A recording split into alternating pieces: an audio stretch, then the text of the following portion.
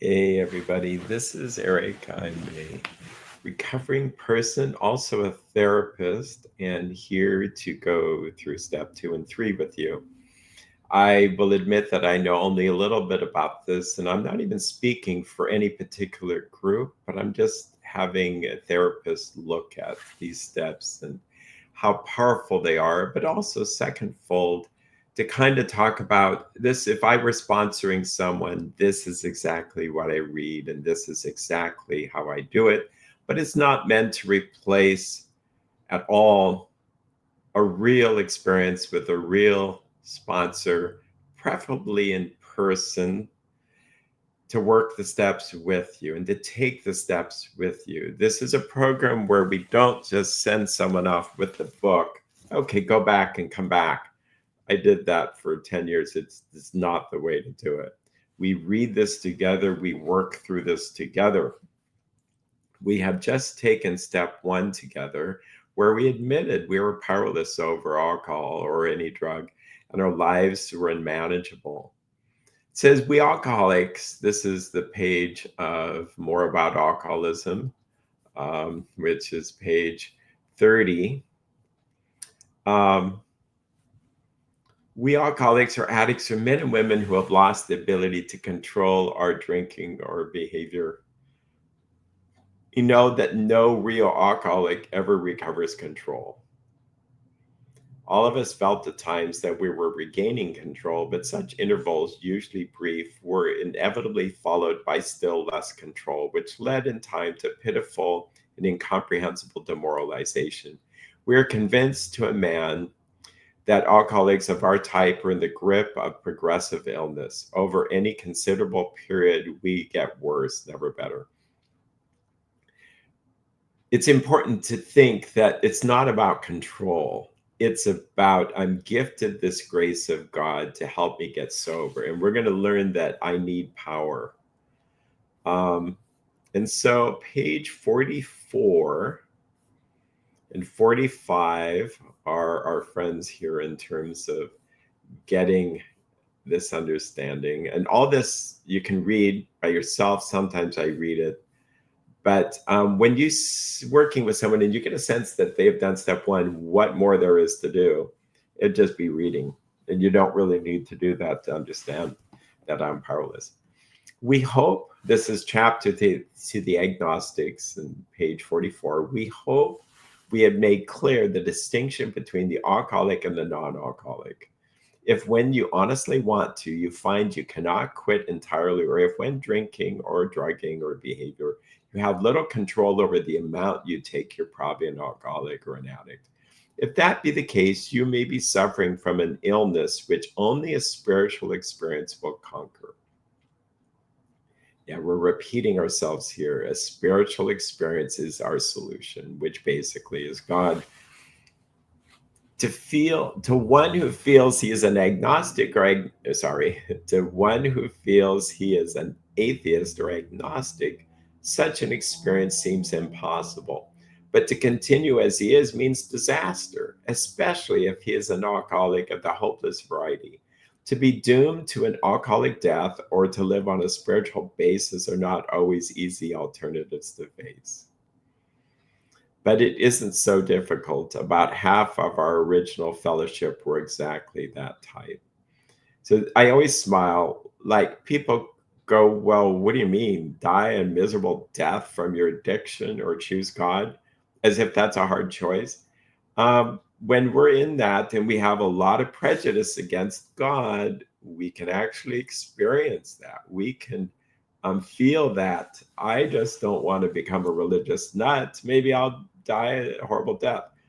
Okay, so say like we smile to ourselves and go, you know what? I can choose God. Okay. Then you start to have a relationship with God. It's going to be wonderful and grace filled and experience some really good, we'll say, comfortable peace and feeling.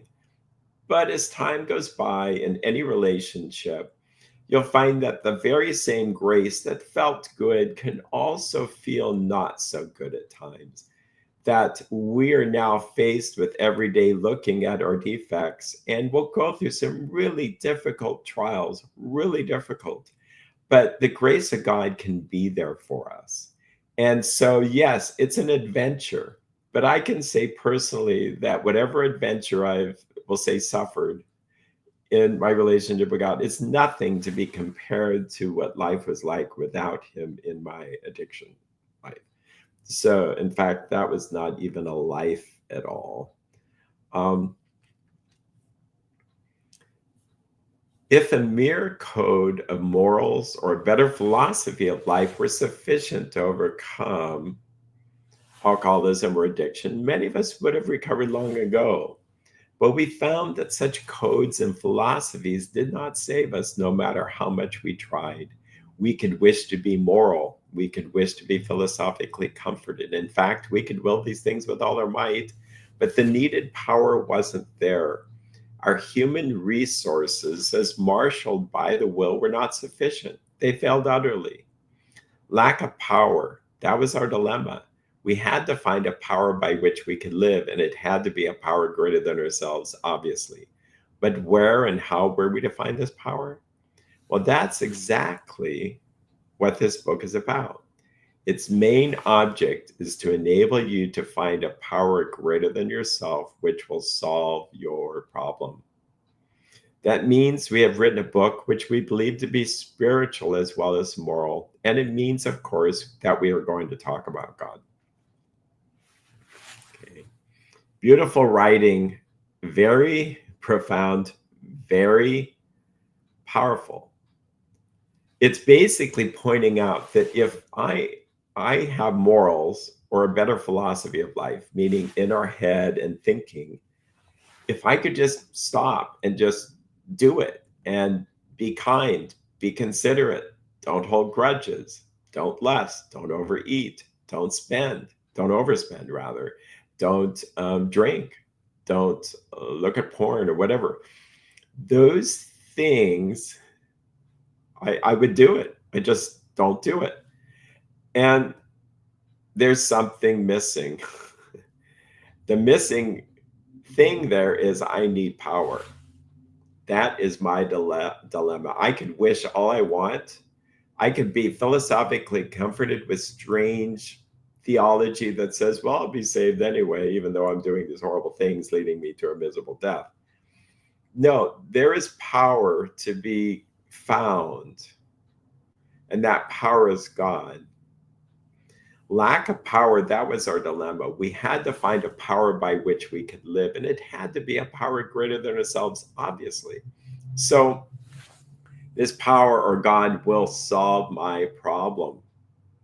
It really will. It's very powerful that way.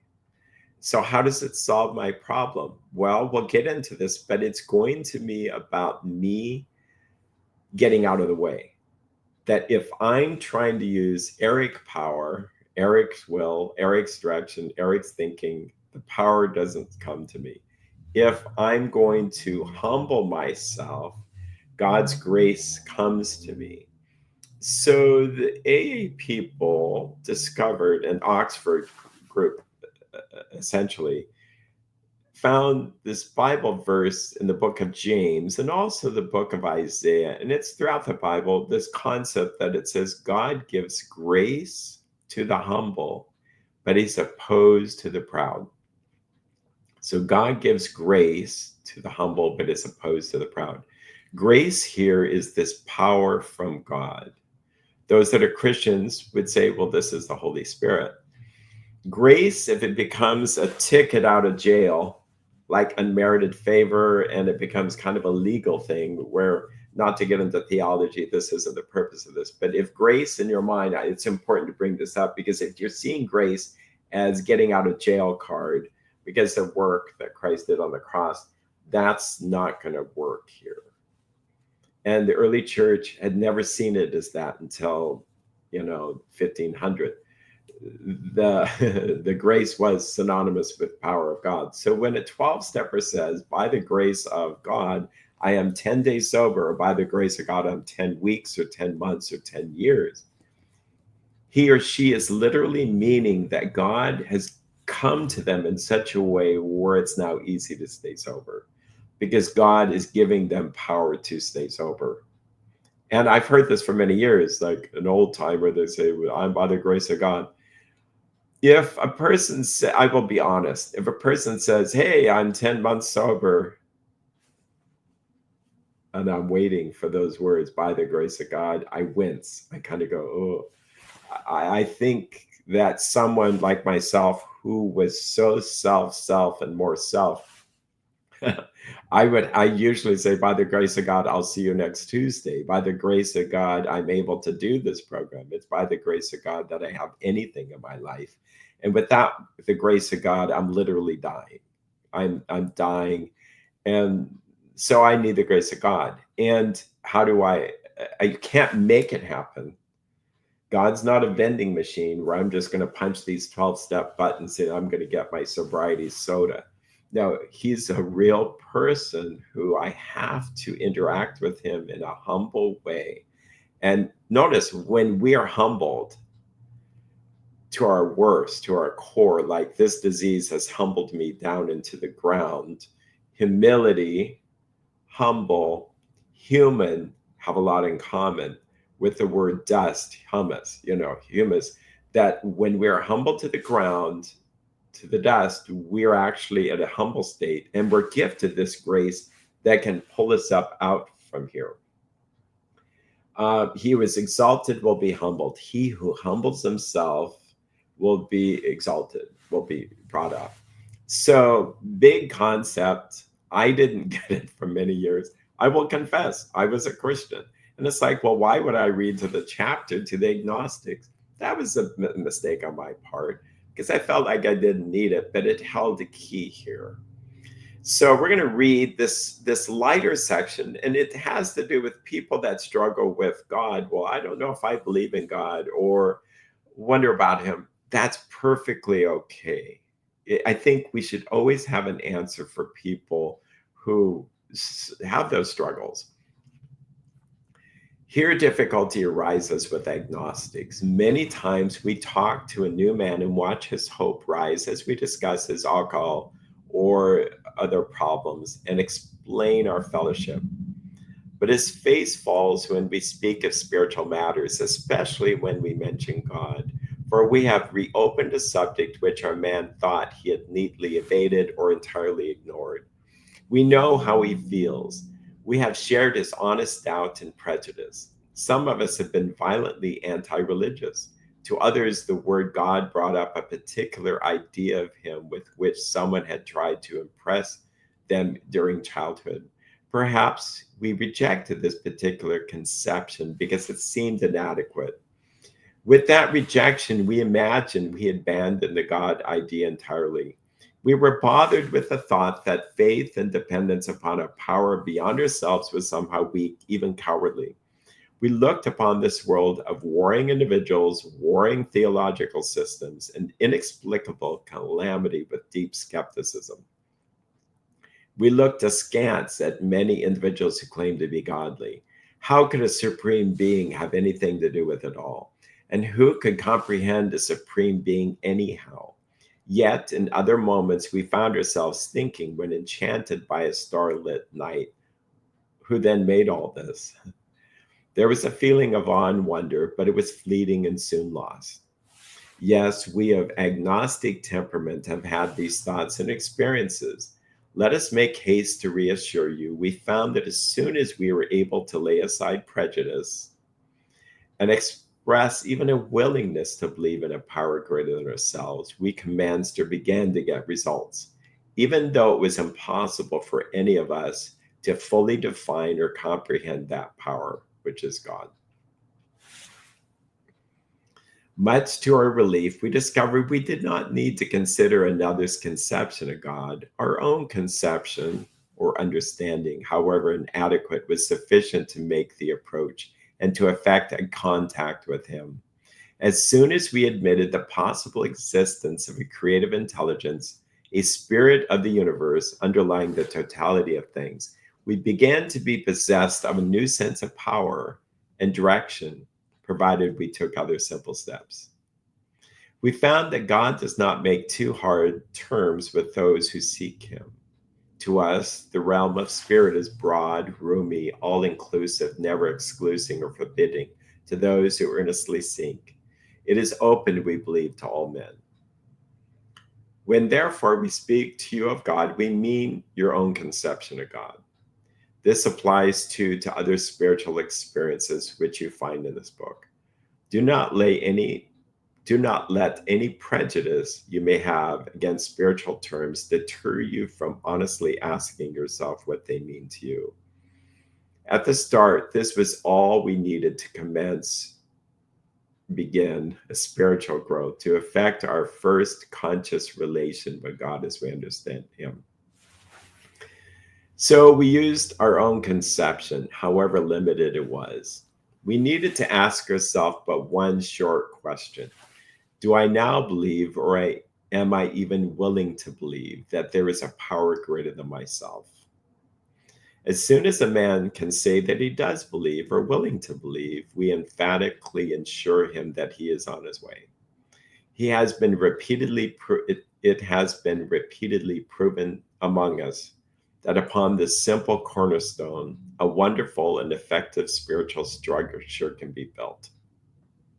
Okay, simple. I'm just going to keep it simple and share only a few things here. That notice that the writing, even though it's so quick, is very understanding and compassionate towards the person who struggles.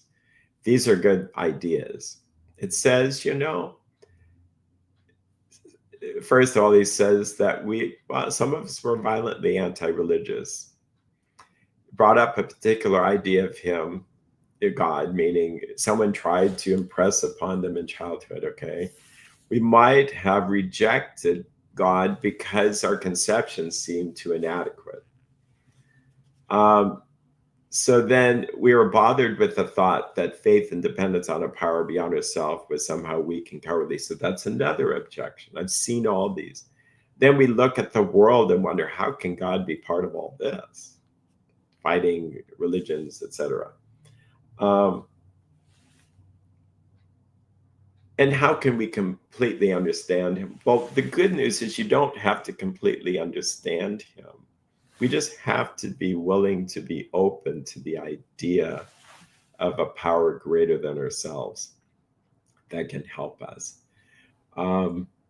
That's how simple it is that we just start at a very beginning here. And we ask God, God, please just reveal yourself to me. I'm going to just ask you to come into my life. And that's really step 3. But it's just like we start with the idea of, and we don't have to totally understand him. God himself is anonymous in this program. My experience is he begins to lovingly work in people's lives without them totally understanding who he is. Now, I'll be clear.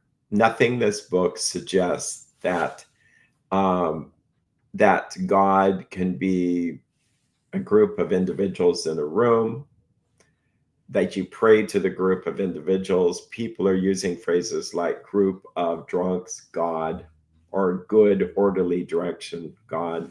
Yeah, no. They're clearly talking about God who created the universe. My experience is nothing other than him is going to help people stay sober. It's someone that we pray to. And so you will do step 2 if you're just open to that. It's really not even a decision. It's just came to believe that the power greater than ourselves could restore us to sanity. I'll be honest, I believed in a God before, but I wasn't quite sold he would actually restore me to sanity. I got sober anyway. And then now I believe he'd restore anybody to sanity after helping me. It's just that powerful. So just being open to it.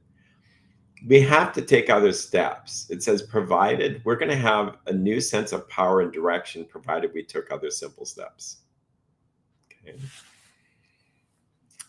Now we're going to ask ourselves this one short sentence, a short question. Do I now believe, or am I even willing to believe that there is a power greater than myself? As soon as a man can say that he does believe or willing to believe, we emphatically assure him that he is on his way. It has been repeatedly proven among us that upon this simple cornerstone, a wonderfully effective spiritual structure can be built.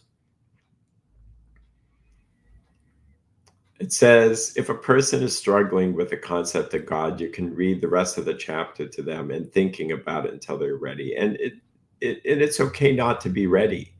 Do I complete any of the other steps? No, no. And I don't chastise a person. The person might need to suffer more until they realize that maybe there is a power greater than themselves that can help them. If they wish to go somewhere else and I'm going to do a rational recovery or this and that, great. I'm not there to put down other programs. I'll just be really clear what's worked for me. Professionally, I can say thousands of people because I've been in practice 38 years. I've seen thousands of people recover. And that's probably why I'm getting lots and lots of referrals. People really want help. And I encourage them to use these same steps to help others. Um, it says, so it was comforting to learn that we commence. Bill will use this word commence, commence, commence. It means begin at a simpler level. Okay. We now want to go to page 58 of the AA book, and we are going to start to do step 3, which is really a really good step.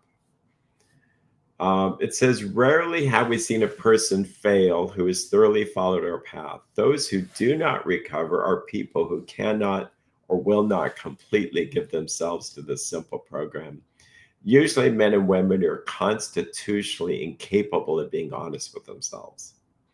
They are such unfortunates. They are not at fault. They seem to have been born that way. They are naturally incapable of grasping and developing a manner of living which demands rigorous honesty. Their chances are less than average. There are those who suffer from grave emotional and mental disorders, but many of them do recover if they have the capacity to be honest. So, what a way to start a meeting. You'll find that this is read in many meetings.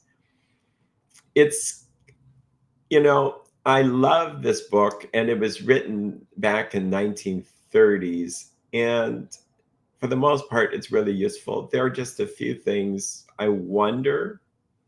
I mean, who knows if Erik had his way and changed the wording, maybe it wouldn't be here today.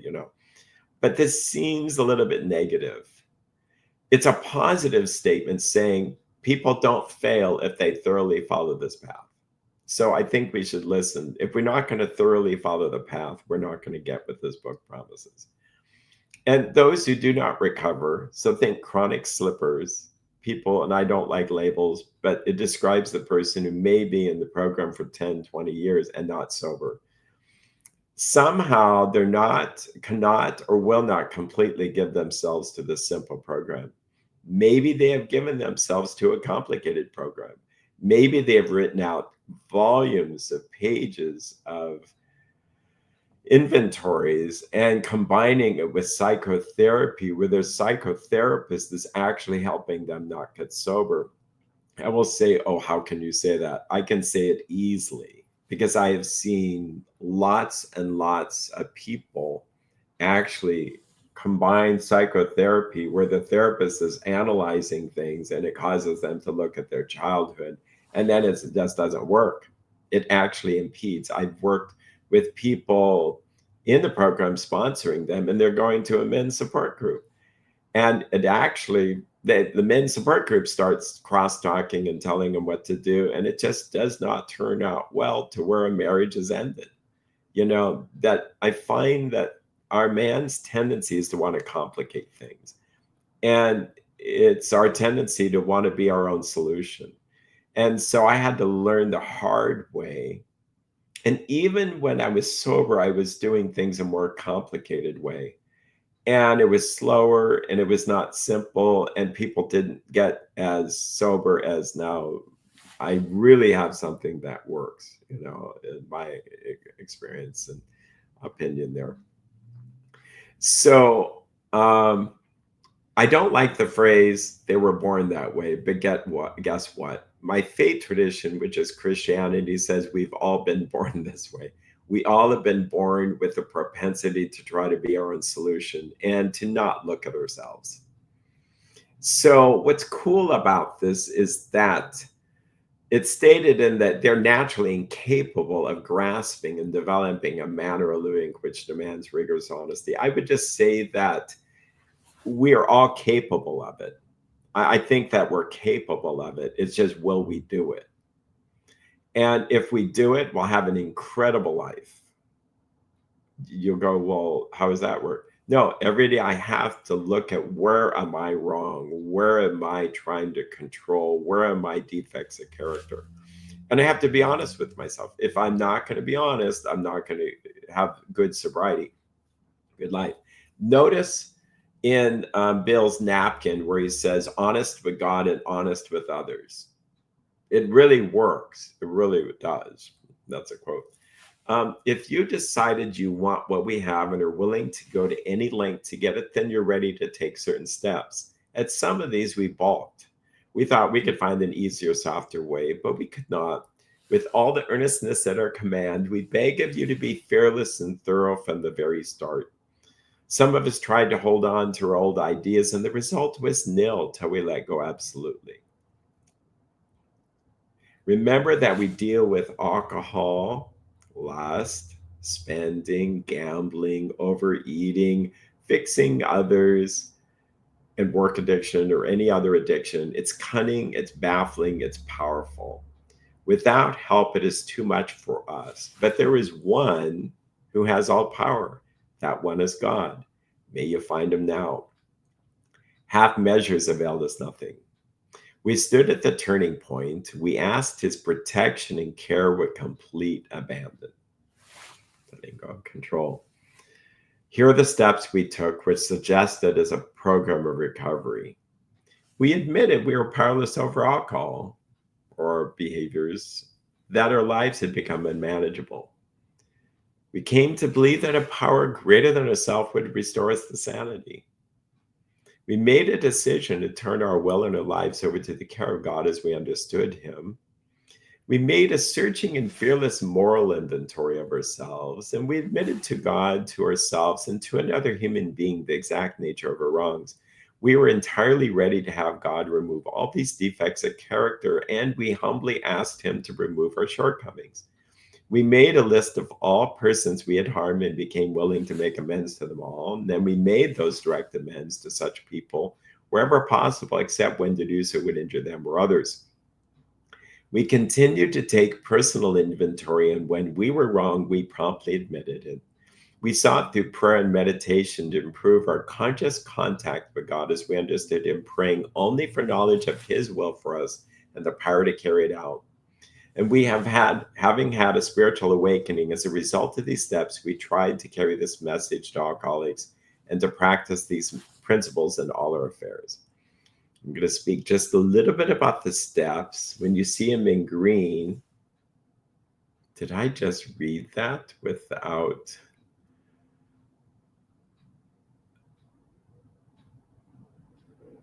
Well, I'll sort that out later. I think I pushed it myself. Yeah. The green underlining is the actions we take. So that's really important to focus on the action. The steps aren't to be memorized, read, studied, dissected, like even in a fundamentalist biblical way, like, what does this word mean? No, just practice them. And the best way to do it is to have a sponsor take you by the hand and says, let's just do this. But I need to think this through. Yeah, no, I'm not going to control you. But if you want to take the steps, we're just going to do it together. And people will invariably say, well, I think this is too fast. I need to understand to get better. No, actually, you will understand after you get better. It's only after you experience God's power in these steps that you're going to get understanding. And this is this Gnostic approach, or we could say Protestant approach, to try to understand everything and then we're going to be gifted the sobriety. It's more actions. And that's why it's really important to re-emphasize that people got steps. There were 4 basic steps. And that Bill, when writing the book with a bunch of alcoholics in the room, his wife comes to him and says, Bill Wilson, because they could hear discussion and all this. She asked, let's have all the people in. That says Bill and I talk. They said, Bill Wilson, if you take God, if you keep on trying to take God out of this program, you're not going to have anything left. Now, Bill wasn't trying to take God out of the program. It's obviously here, but I think he was just trying to water it down to make it palatable to people. And it's clear to me that if Dr. Bob wrote the book, it would look way different. Okay, because the Akron experience is different. I refer back to those historical references. So Bill goes off to his praying place, and 45 minutes came out with the 12 steps as we have them today. I see them as more complex than they need to be, really. Like 1, 2, and 3 pretty much could be done all together. 4, 5, 6, 7 are all together. 8 and 9 are really together, and 10 and 11 and 12 are together. And we also know that there were these beginners meetings.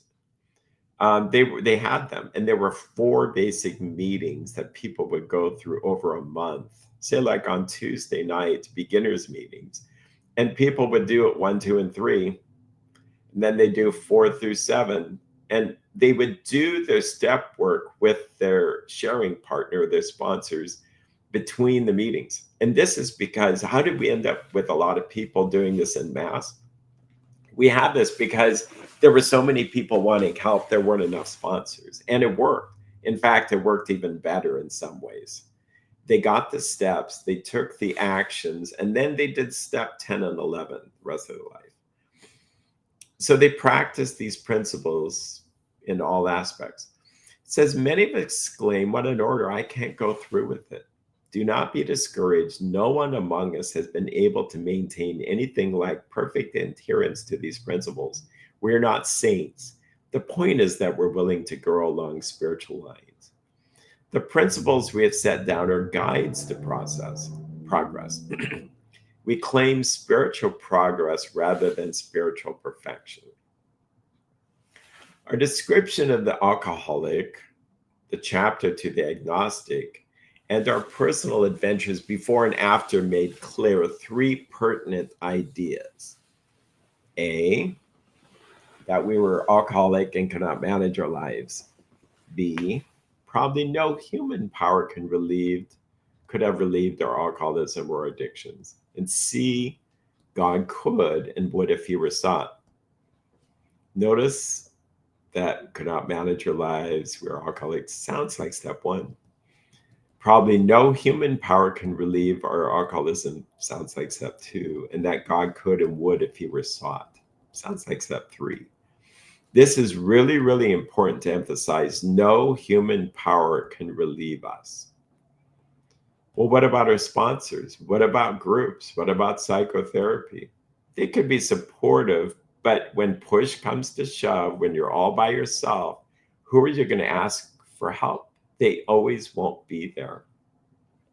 So this is a God-focused program. It's God's power, God's direction, God's will. But I call the anti-program, or the sneaky pseudo-program, is it's somehow self-directed, self-powered, and self-willed. That I may look like I'm surrendering, but I'm really focused on calling my sponsor every day. And if I do that, then I'll be sober. That's not total surrender. If I just believe the right things, that's relying on myself. I can tell you honestly, I didn't get sober until I stopped thinking and started acting and keeping it simple. Okay. Being convinced that we're at step 3, which is that we decided to turn our will and our life over to God as we understood him. Just what do we mean by that? And just what do we do?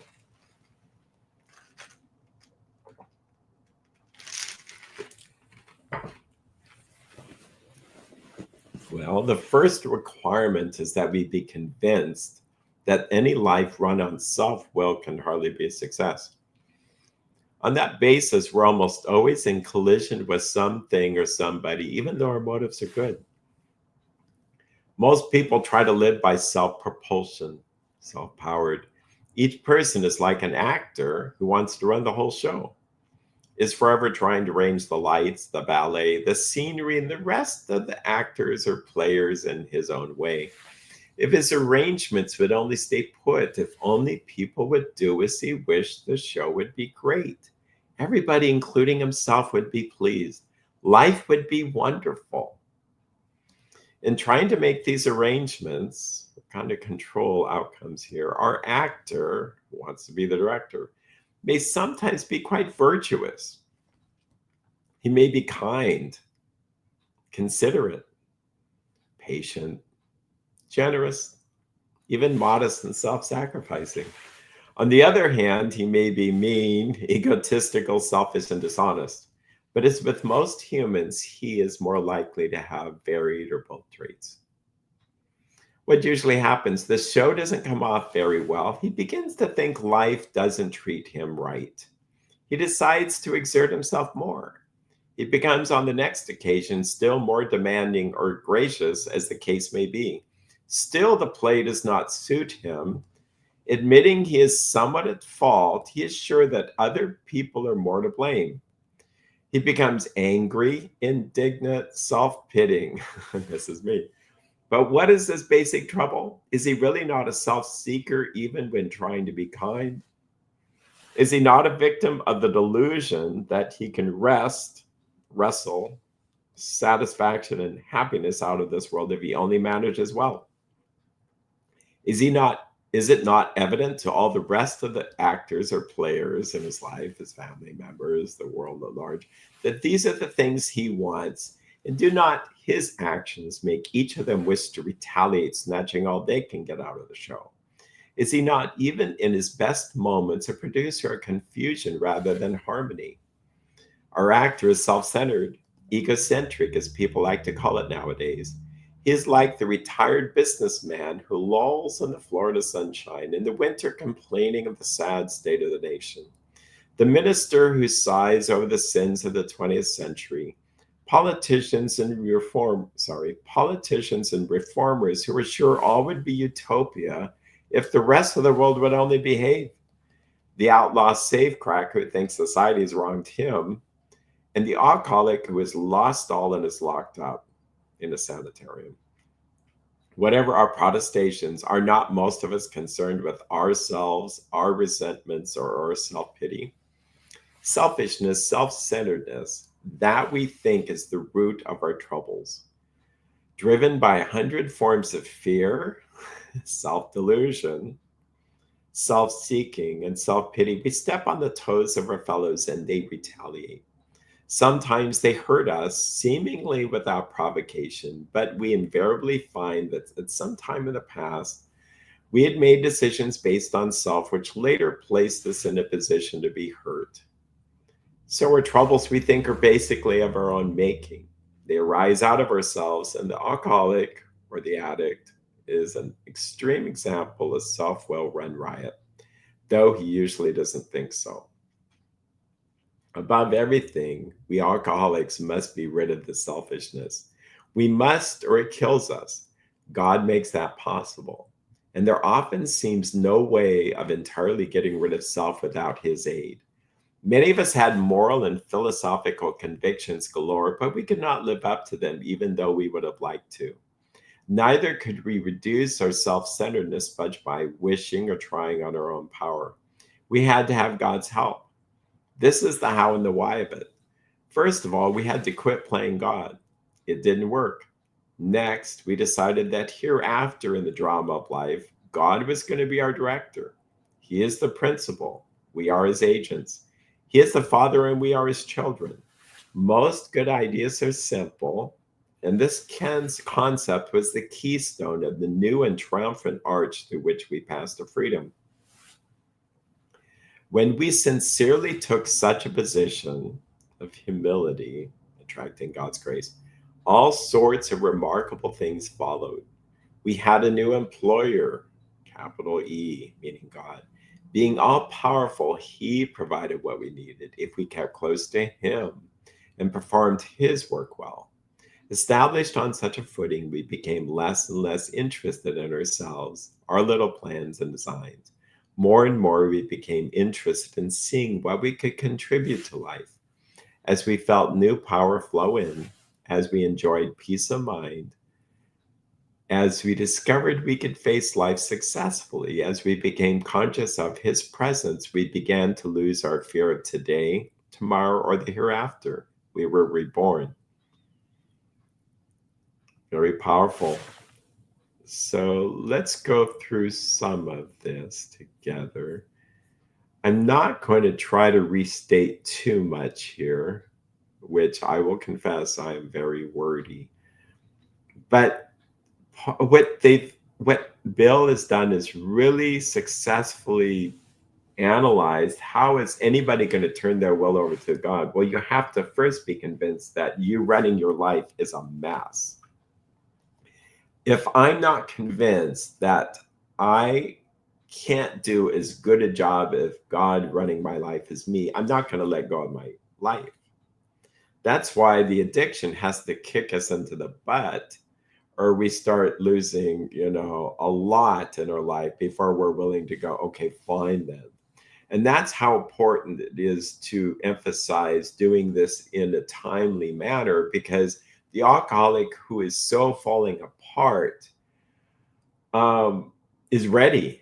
Yeah, they'll raise their hand. I'll believe in God at this point. I'll do anything. Sure, I'll stop running my own life, because obviously me running it, if it's done so slowly, self-will start to take over, and then we're not really going to surrender. The disease is a forgetting disease. We will forget the pain, the suffering, and everything there. Self-propulsion. There's that power thing. And then this metaphor of an actor who can't be just a simple actor and follow their script. No, they want to actually tell everybody else what to do. Doesn't this sound like codependency? Codependency, in a sense, is what every addict faces. That's for another video. But I'll say it again, inside every addict is codependency. And some codependents just don't drink. But deep down, a director wants to run the whole show. And their script is if Harold would only just get sober.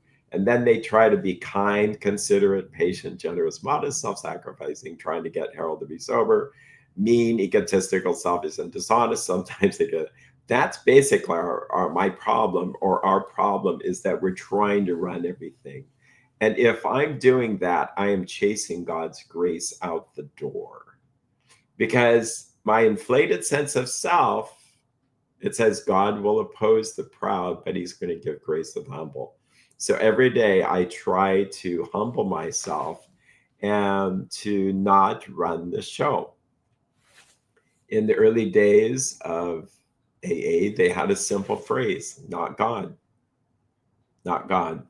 And you'll find that if you look into the history. Not God is a simple way to say, I'm not God. I'm a human. And it admits I'm powerless. It admits my state of where I'm at. And if I start to think I know everything, oh, omniscience, that's like God. Have all power. I have the power to make someone change. That's not my state. I don't have all power. God has all power. And God's not codependent. He's not going to manipulate people to do what He wants, like a codependent might. And this is funny to say. What does God and a codependent both have in common? They both have a plan for your life. Yeah, God's is optional. So this plan that this actor wants to be the director, that's the inner personality of an addict. Every addict has this. If this isn't really present, the person might just have a problem overeating a bit or something else. But if this is present, they can stop whatever the drug of choice is or behavior, but they may be still a dry drunk and move to something else, because we will start to be miserable and pour me another drink. So we are driven by 100 forms of fear, selfishness, self-delusion. Self-delusion could be, I have all this power to stop. That's self-delusion. Or I'm a horrible, bad person who can't get better. That's self-delusion. It's an obsession with self. A Christian writer, C.S. Lewis, said, true humility is not thinking less of yourself. It's just thinking about yourself less. So as we get out of the way, we let God come in. And so selfishness is really the root of our troubles. You'll learn later. We're going to talk about step 4 in our next video, but resentment, I didn't get what I wanted in the past. Anger, I'm not getting what I want now. And fear, I'm afraid I'm not going to get what I want. What if this doesn't go away and all that? So self is the root of our troubles, that our liquor, lust, spending, gambling, overeating is, or codependency is just the symptom. What we really have is a problem with self, as we'll see here. And so we pray this prayer together, which is formal, and I'll just pray it here. But yeah, when you do this with your sponsor, we pray simply or something along these lines. God, I offer myself to thee to build with me and to do with me as thou wilt. Relieve me of the bondage of self, that I may better do thy will.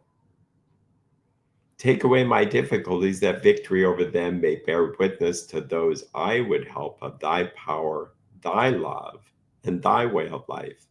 May I do thy will always. Amen. We thought well before taking this step, making sure we were ready, that we could at last abandon ourselves utterly to him.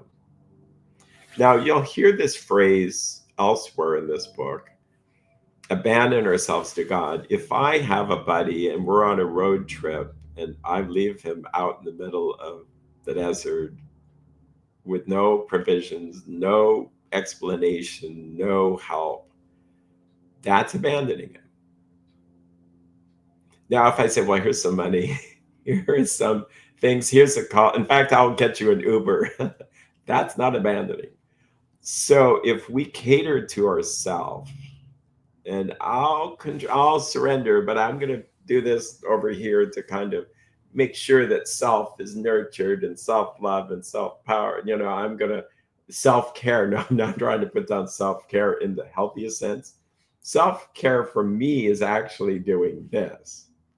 And if God directs me to do something, that's great. But if I start to care for self, that's the exact opposite of this program. And that's why therapy, bless their hearts, the therapists who are ignorant of this program may not helping, and maybe helping a person step closer and closer to the cliff of self-understanding, self-powered, self-directed. We'll work on trigger management. We'll do this. We can help you. You can do it. You can do it.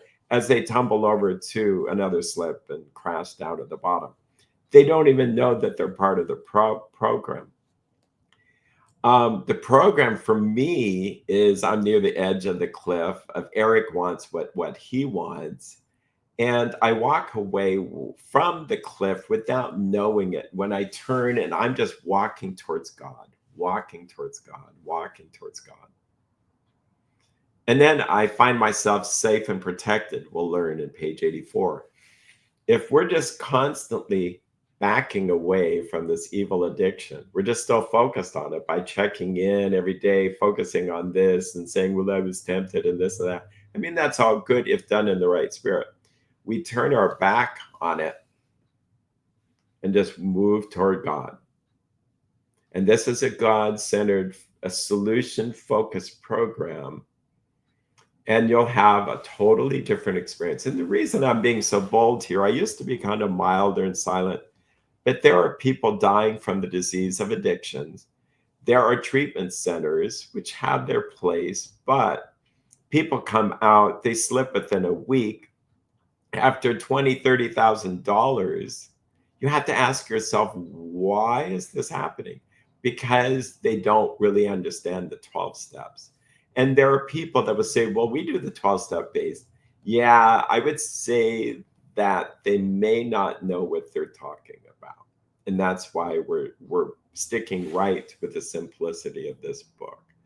And I'm not here to make waves to put down people and that, but I'm just here to be really honest of what is successful. It says, so we abandon ourselves to God. And when we do, God will take care of us in such a way. In fact, He still takes care of me so much better than I could ever take care of myself. Every day in the web site of my life where there's a decision to be made, on screen. This is a computer online metaphor. It says yes, no, cancel. Like you have to click and choose these answers. Well, my will, God's will, cancel, I have to, it's always defaulted to Erik's will. It's just how it is. It's just the disease that I suffer from. But if I manually move the cursor and click on God's will, wonderful, great things happen. Nothing bad can ever really happen to me. How you can say that? Well, I can suffer, I might, but if I'm in God's will, everything works out according to His will. And at first we go, well, I don't know. No, we do this main time like God's will. And unfortunately, there is no little box down here that says, hey, click click this for all future decisions to go to this choice. No, every day. So step 3 is in a sense is a one-time major event, but it's also a continuous event every day, which you'll find when we talk about steps 10 and 11. Yeah, I get a lot of joy when talking about step 3 because in the middle of my day I can just say, God, whatever you want to have happen. I'm not God. I'm just a human being. What do you want? And when I abandon self, what self wants, I'm gifted this grace to be able to do what He wants me to do. Am I really good at this? No.